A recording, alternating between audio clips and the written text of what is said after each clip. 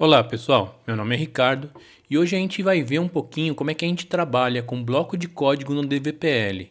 A gente vai ver para que funciona um bloco de código e como que a gente utiliza um bloco de código.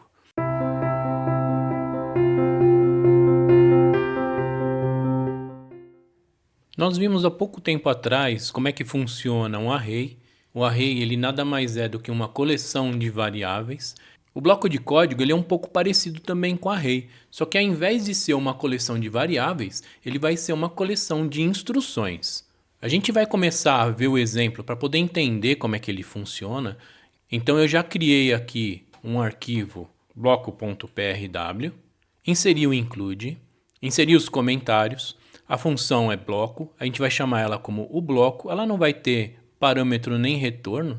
A ideia dessa função é a gente entender como é que funciona o bloco de código. Vamos lá, então como eu disse para vocês, o bloco de código ele é uma coleção de instruções. Então, do mesmo jeito que a gente coleciona variáveis num array, a gente vai colecionar instruções em um bloco de código. A gente pode armazenar essas instruções em uma variável e executar elas depois. Vamos fazer exemplos para vocês poderem entender o que eu estou querendo dizer. Vou criar minha user function. Na user function eu vou criar uma variável que vai ser o meu bloco de código, tá? Então vou chamar ela de bbloco. A estrutura de um bloco de código vai ser muito parecida com a estrutura de um array, tá, gente? Então eu vou colocar abre e fecha chaves para eu colocar as minhas instruções aí dentro do meu bloco de código. Só que além das instruções, eu preciso de um espaço para colocar os meus parâmetros. Então pode ser que eu precise utilizar parâmetros no meu bloco de código, tá? Como ele é uma coleção de funções, eu posso usar parâmetros nessas funções que eu vou colecionar dentro do meu bloco de código. Então eu vou fazer o seguinte, ó. A gente vai utilizar o pipe para delimitar os parâmetros que a gente vai utilizar dentro do nosso bloco de código. Então nesse meu primeiro bloco de código de exemplo aqui, ó, eu não vou inserir nenhum parâmetro, tá? Então eu coloquei o abre e fecha pipe e não coloquei nada dentro. E eu posso colocar aqui algumas instruções. NV1 recebe 2, NV2 recebe 5, NV3 recebe NV1 mais NV2.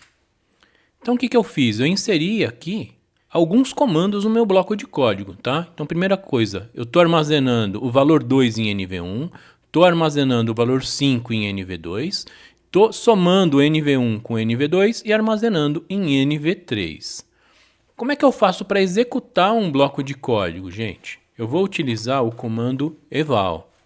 Então eu coloco eval e coloco o nome do meu bloco de código. Eu armazenei o meu bloco de código dentro de uma variável, então eu vou chamar essa variável aqui, tá? Que é o bbloco. Na verdade, eu vou criar mais uma variável aqui, ó. Vou colocar aqui, ó, local nResposta e vou falar o seguinte: armazena em nResposta o resultado do meu bloco de código. A gente pode colocar também uma mensagem info aqui se quiser, ó. Eu vou colocar um ponto de parada aqui, tá, gente? Então, ó, vou dar um Ctrl F9. Ele rodou certinho. Vou dar um F5. Ele deu um errinho aqui. Vamos dar uma olhada no que ele está falando. Ele está falando que a variável NN1 não existe. Então, em algum momento do fonte, eu devo ter digitado errado. Vamos dar uma olhada lá, ó. Ele está falando que isso é na linha 14, ó. Vamos lá, então, gente. Ó. Então, na linha 14, ó, NV1 é igual a 2, NV2 é igual a 5, NV3 é igual a NN, não é NN, é NV. NV1 mais NV2. Foi aqui que eu cometi o erro, tá? Vamos compilar de novo, ó, Ctrl F9. Agora sim, ele parou no meu ponto de parada aqui, tá, gente? Então, ó, a primeira parte que ele vai fazer, ele vai criar o meu bloco de código. Ele vai fazer o eval desse bloco, então o que ele faz, ó? No NV1, ele armazena 2, no NV2 ele armazena 5 e no NV3 ele vai armazenar 2 mais 5, que é 7, tá? Esse resultado ele deve trazer no eval de bbloco. Então aqui em nres ele tem que trazer 7, que é o resultado do processo. Então, o que acontece, gente? Um bloco de código, ele é utilizado para eu colocar várias instruções lá dentro. E eu posso utilizar um bloco de código da mesma forma que eu utilizo também uma função. Então, toda vez que eu construo uma função, eu posso construir uma função com várias instruções lá dentro. Essa função ela pode receber determinados parâmetros e retornar algum resultado a partir disso. Eu posso fazer isso também utilizando o bloco de código. Vamos lembrar um pouquinho do exercício que a gente trabalhou com parâmetro na última aula? A gente construiu uma função que calculava a média. Vamos fazer o seguinte, a gente vai fazer essa mesma função, só que utilizando o bloco de código. Como é que funciona no bloco de código? Eu vou comentar esses caras aqui, tá, gente? Ó, Basteris. Só para não perder, e vamos fazer algum outro bloco, tá? Então, vou colocar aqui, ó, local, bbloco. Vou fazer o seguinte, gente, eu vou criar um outro bloco aqui, ó. Vou colocar assim, ó, local, vou colocar bmédia. Então, um bloco de código que vai calcular a média. E aí eu vou falar para ele, então abre e fecha parênteses, eu vou dar pipe 2 vezes aqui, e na nossa função, gente, vamos lembrar, na nossa função de média, eu tinha 2 valores, eu tinha um num1 e um num2. Como que eu passo esses parâmetros dentro do bloco de código? Eu vou colocar o num1 e o num2 dentro dos pipes. Então eu venho aqui, ó, entre os pipes e colocar assim, ó, n num1 e n num2. Agora, nas funções, o que eu vou fazer? Eu quero que retorne para mim n num1 mais n num2. Então, eu vou colocar aqui, ó, nres recebe n num1 mais n num2, soma esses 2 caras e divide por 2. Eu vou comentar esse cara aqui, tá? E vou comentar esse aqui também, que a gente não vai usar. E vou falar que o nres vai receber o eval de bmédia. Como é que eu faço para colocar, gente, os parâmetros aqui dentro da chamada do eval? Eu vou fazer o seguinte, eu vou colocar assim, ó, vírgula, e aí coloco o valor do primeiro parâmetro, que é o cara que vai ser atribuído ao num1, eu vou colocar o número 2, aí eu vou colocar vírgula, e o valor do parâmetro do num2, colocar 8. O que o eval está fazendo aqui? Ele está fazendo o seguinte, ó, executa para mim o bloco de código bmédia, passando 2 como primeiro parâmetro e 8 como segundo parâmetro. Vamos compilar esse cara e ver o que acontece? Vou dar um Ctrl F9 para compilar. Ele compilou certinho, vou dar um F5 para rodar. Ele parou no meu ponto de parada aqui, tá, gente? Criou o bmédia aqui. E ele fez o eval passando, ó, valor para o num1 e para o num2 aqui, ó. Então, no nres, ele está trazendo aqui para mim 5, tá? Então, o que ele fez, ó?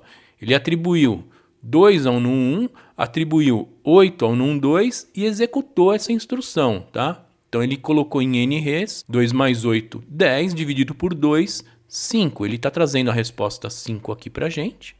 E no MensageInfo ele vai mostrar esse valor de resultado em uma janela para a gente. Tá aqui, gente, ó, então bloco de código 5. Gente, por que é importante a gente utilizar bloco de código? Vocês podem utilizar o bloco de código dentro do código de vocês, dentro de alguma fonte de vocês, quando for necessário, mas é muito comum de aparecer também bloco de código em algumas instruções já prontas do DVPL. A gente precisa saber utilizar essas funções. Eu vou mostrar 2 funções que são muito úteis para trabalhar com array e que utilizam bloco de código para poder fazer o processo. Eu vou criar uma nova user function aqui, tá, gente? As funções que eu vou mostrar para vocês é para trabalhar com array. Eu vou construir 2 arrays para a gente poder ver no exemplo. Então, vou construir um array unidimensional e vou construir um array bidimensional para a gente trabalhar essas funções nos 2 tipos de arrays. Comecei construindo um array vazio. Coloquei lá a dados1 como um array vazio. A dados2 recebe também um array vazio. Então, criei 2 arrays, tá? A dados1 e a dados2. No dados1, eu vou montar um array unidimensional. Vou utilizar a função aadd para ir inserindo elementos dentro desse meu array. Eu vou seguir adicionando nomes dentro do array adados. Ricardo, Adriana, André, Laura e Vini. Esse cara aqui, por enquanto, eu vou deixar ele comentado. A gente trabalha com o primeiro array a princípio. Vamos ver como é que funciona esse processo aqui, gente. Ó, eu vou fazer o seguinte, ó. Vou colocar um ponto de parada aqui. Vou compilar o nosso fonte. Ele compilou. Eu vou fazer o seguinte, gente. Eu vou pegar esse adados aqui, ó, e vou colocar ele aqui, ó, tá? Só pra gente observar como que ele vai evoluindo conforme a gente for rodando fonte, tá ok? Vou dar um F5. A gente vai rodar o bloco 2. Ele parou no meu ponto de parada aqui. Então eu estou num ponto de parada onde ele está criando o meu array. Eu vou utilizar um comando, o F10, tá? Para ir de linha em linha aqui, tá, gente? Ó, então cada vez que eu clicar em F10, ele vai executando uma linha do meu código. F10, o que ele fez? Ó? Ele acabou de criar o meu array, ele passou por essa linha aqui, criou o meu array de tamanho 0, um array vazio. F10, ele adicionou no meu array o Ricardo. O tamanho do meu array é 1 e no adados 1 tá Ricardo. F10, ó, adicionou a Adriana, F10, adicionou o André, F10, adicionou a Laura, F10, adicionou o Vini. Se eu utilizar o add e for colocando dados aí no meu array, eu vou inserindo itens um a um e posso fazer o processo de criação do meu array utilizando o add. A gente já viu um pouquinho a respeito disso em aulas passadas. Vou fazer a mesma coisa com o adados2. No adados2 eu vou querer criar um array bidimensional, como se fosse uma tabela. Então, quando eu inserir um dado, eu não vou inserir um dado sozinho, como eu fiz no adados1. Eu vou inserir um array de dados cada vez que eu inserir um dado. E aí, o que acontece? Cada inserção que eu faço é como se fosse uma linha da minha tabela. Estou fazendo um add no adados2, e aí eu vou inserir, ó, um array, e esse array contém estado, sigla, capital e região. Então eu tenho lá o São Paulo SP, São Paulo Sudeste, Minas Gerais, MG, Belo Horizonte Sudeste, e assim vai, tá, gente? Então, cada vez que eu inserir um dado no adados2, eu não estou inserindo um elemento só, eu estou inserindo um array. E esse array é um conjunto com alguns dados, é como se fosse uma linha da minha tabela. Eu vou fazer a mesma coisa que eu fiz quando a gente fez a criação do adados1. Vamos rodando um por um e a gente dá uma olhada para ver como que é feita a criação desse cara. Aqui na nossa janela de inspeção, eu vou inserir o adados2. Vou compilar o nosso fonte. Ctrl F9. Ele compilou. F5 para rodar. Ele parou no nosso ponto de parada, tá, gente? Ó, então, eu tenho aqui no adados2 um array de tamanho vazio, tá? Eu vou adicionar o primeiro cara aqui, ó, vou dar um F10 aqui para ele rodar uma linha. Ele inseriu aí um dado no meu adados2. Vamos olhar o que foi que ele inseriu. Ele inseriu um outro array, tá? De tamanho 4. Que array que é esse, gente? É esse array aqui, ó, São Paulo SP, São Paulo Sudeste, tá aqui, ó. Se eu der F10 de novo, ele vai inserir a linha 2. A linha 2 é o quê, ó? É Minas, MG, Belo Horizonte, Sudeste. F10, ele vai inserir a linha 3. O que tem na linha 3, gente? Rio Grande do Sul, RS, Porto Alegre, Sul. E assim vai, tá, gente? Então, conforme ele for fazendo, a cada add que ele faz uma inserção de uma linha da minha tabela, vamos dizer assim. Com os meus dois arrays prontos, eu vou utilizar duas funções importantes para trabalhar com array e que usa também bloco de código nessa instrução, tá? Uma instrução é o ascan e a outra instrução é o asort. O ascan, o que ele faz, gente? Ele busca um valor dentro de um array. Então, se eu tiver um array com um monte de posições lá, ele vai procurar dentro de todas essas posições uma que bate com um determinado valor que eu quero. Eu vou vasculhar o adados e vou procurar, por exemplo, em que posição que está o André. Então, eu faço assim, ó, ascan, coloco qual que é o array que eu quero buscar. E no segundo parâmetro, gente, a gente tem que colocar um bloco de código para poder identificar qual que é o valor que eu quero buscar dentro do meu array. Então, eu vou colocar assim, ó, abre e fecha chaves. Eu vou abrir pipe e vou colocar uma variável x aqui, ó, dentro do pipe, tá? Essa variável x é um elemento do meu array. E aí eu vou falar o seguinte, ó, esse elemento do meu array, eu quero que ele seja igual a André. O iScan, o que ele retorna, gente? Ele vai retornar a posição do array onde tem esse determinado valor. Se não tiver esse valor, ele vai retornar 0. Eu vou criar aqui, então, uma outra variável que vai armazenar a posição do array que ele vai buscar. Vou chamar de npos. Então, eu vou colocar aqui, ó, local npos. E vou falar o seguinte, coloque em npos a posição do array do adados1 onde está o André. Vou compilar esse cara aqui, Ctrl F9, F5. Ele parou aqui para mim no ponto de parada, tá, gente? Ó. E ele está trazendo para mim aqui, ó. A posição é a posição 3, e tá certo, né? Ó. Então, aqui na posição 3, ó, é que está o André, tá ok? Então, essa é uma das formas que a gente utiliza o bloco de código dentro de uma instrução do ADVPL. Outra coisa que a gente pode fazer é a ordenação desse vetor. Para ordenar um vetor, o que a gente utiliza? A gente utiliza o assort. Vou fazer aqui então, gente, ó, assort. Coloco o vetor que eu vou trabalhar, tá? É o adados1. Qual que vai ser a ordenação? Então, para isso eu vou ter que utilizar de novo um bloco de código, tá? Então, abre e fecha. Aí eu vou falar o seguinte, ó, abre pipe. Vou colocar x aqui, ó, fecha pipe. Esse x aqui, o que ele está representando? Ele está representando o elemento do vetor. Coloca x e y. São elementos do vetor. E aí eu vou falar o seguinte, eu quero que o x seja menor do que o y. Então eu quero ordenar do menor para o maior, tá ok? E depois de ter feito isso, o adados ele vai mudar. Eu vou colocar, gente, ó, um ponto de parada antes de ele fazer o assort e depois de fazer o assort para a gente poder ver a diferença. Ctrl F9, ele compilou. Vou dar um F5 aqui, ó, e rodar. Ele parou no nosso ponto de parada, tá, gente? Então, ó, na ordem aqui ele tá assim, ó, Ricardo, Adriana, André, Laura e Vini. Depois de executar o assort, o que ele vai fazer? Ele vai ordenar. Ele tá dando um errinho aqui, tá? Tá, vamos fazer o seguinte, gente. Vamos voltar lá no assort e ver como é que é a sintaxe dela, para lembrar então, tá ok? O parâmetro de bloco de código, ele vem aqui, ó, na quarta casa, tá? Eu coloquei ele na segunda, é isso que tá dando errado. Vamos lá, ele vem assim, ó, a dados, então, segundo, terceiro parâmetro, no quarto parâmetro é que vai vir o bloco de código. Agora sim, ó, Ctrl F9, compilou, F5, ele parou aqui, ó, no primeiro, tá, gente, ó. Então, a ordem dele tá assim, ó, Ricardo, Adriana, André, Laura e Vini. E aqui, ó, ele fez o assort, ó, e mudou, né?